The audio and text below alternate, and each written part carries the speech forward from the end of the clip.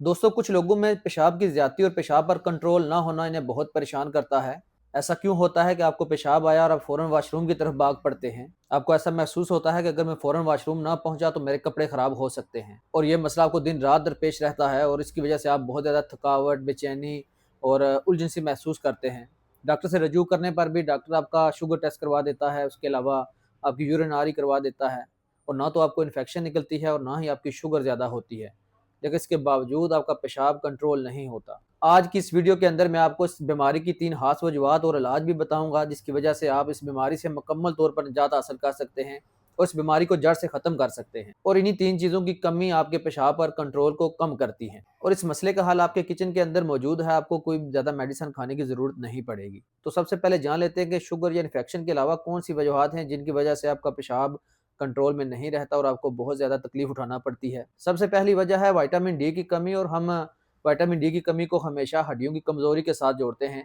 लेकिन याद रखिए, विटामिन डी की कमी आपके पट्टे भी कमज़ोर करती है। जब भी आपकी बॉडी में विटामिन डी की कमी होती है तो मसाने के पट्टे या पेल्विक मसल जो हैं वो कमज़ोर हो जाते हैं, जिसकी वजह से आपके ब्लैडर पर लोड पड़ता है और आपका ब्लैडर ओवर एक्टिव हो जाता है। आपके मसाने को कंट्रोल करने वाले पट्टे कमज़ोर हो जाते हैं, जिसकी वजह से हँसते, खाँसते या बात वगैरह करते हुए आपका पेशाब निकलना एक आम सी बात हो जाती है। पेल्विक मसल कमज़ोर होने से मसाना ओवर एक्टिव हो जाता है और बगैर वजह के दबाव बनने लगता है। दूसरी और अहम वजह है विटामिन सी की कमी। विटामिन सी की कमी आपकी कुव्वत मुदाफ़त को कमज़ोर करती है। जब भी विटामिन सी की कमी होगी तो आपकी मसाने की अंदरूनी दीवारें कमज़ोर पड़ सकती हैं, जिसकी वजह से इन्फेक्शन का खतरा बढ़ जाता है। कोशिश कीजिए विटामिन सी प्रॉपर लेते रहिए ताकि मसाना मजबूत रहे। तीसरी और अहम वजह मैग्नीशियम की कमी है। मैग्नीशियम वो मिनरल है जो आपके दिमाग और मसाने के दरमियान सिग्नल को मैनेज करता है। अगर आपकी बॉडी में मैग्नीशियम कम होगा तो आपका नर्वस सिस्टम स्लो होगा। नर्वस सिस्टम स्लो होगा तो आपका मसाना ओवर एक्टिव हो जाएगा, मसाने पर दिमाग का कंट्रोल कम हो जाएगा, जिसकी वजह से आपको अचानक से पेशाब की हाजत महसूस होना शुरू हो जाएगी और जिसकी वजह से आपकी नींद में भी खलल पड़ता है। विटामिन डी की कमी दूर करने के लिए आप मेडिसिन भी इस्तेमाल कर सकते हैं। विटामिन डी के कैप्सूल या इंजेक्शन वगैरह आपको आम मेडिकल स्टोर से भी मिल सकते हैं। उसके अलावा अगर आप रोज़ाना 10 से 15 मिनट अपनी कमर पर धूप लगवाएँ तो भी आपकी विटामिन डी की कमी पूरी हो सकती है। इस मसले को हल करने के लिए आपको किचन से सिर्फ़ 2 चीज़ें लेना पड़ेंगी, ज़ीरा और सौंफ। ज़ीरे और सौंफ का पानी आपके इस मसले को इंशाल्लाह बेहतरीन तरीके से हल कर सकता है। ज़ीरे में मैग्नीशियम और आयरन होता है जो आपकी शुगर भी कंट्रोल करता है और आपकी कब्ज़ भी दूर करता है।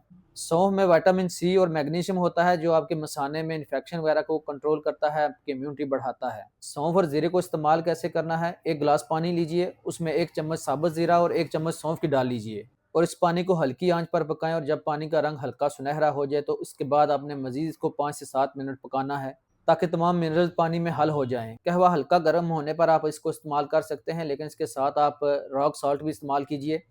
ये नमक आपकी बॉडी में पानी को जज़ब करता है और पानी को फ़ौरन से बाहर ख़ारिज नहीं होने देता, जिसकी वजह से आपको बार-बार पेशाब की हाजत नहीं होगी। लेकिन अगर आप ब्लड प्रेशर के मरीज़ हैं तो इससे परहेज़ ही कीजिए। ये कहवा आपने दिन में 3 टाइम इस्तेमाल करना है, सुबह खाली पेट, दोपहर और शाम को खाने के बाद। लगातार 7 दिन के इस्तेमाल से इंशाल्लाह आपको इस मसले से निजात मिल जाएगी। और याद रखिए, इसके साथ आपने चाय, कहवा, कॉफ़ी, तम्बाकू वगैरह से भी परहेज़ करना है। ये चीज़ें आपके मसाने को ओवर एक्टिव भी करती हैं।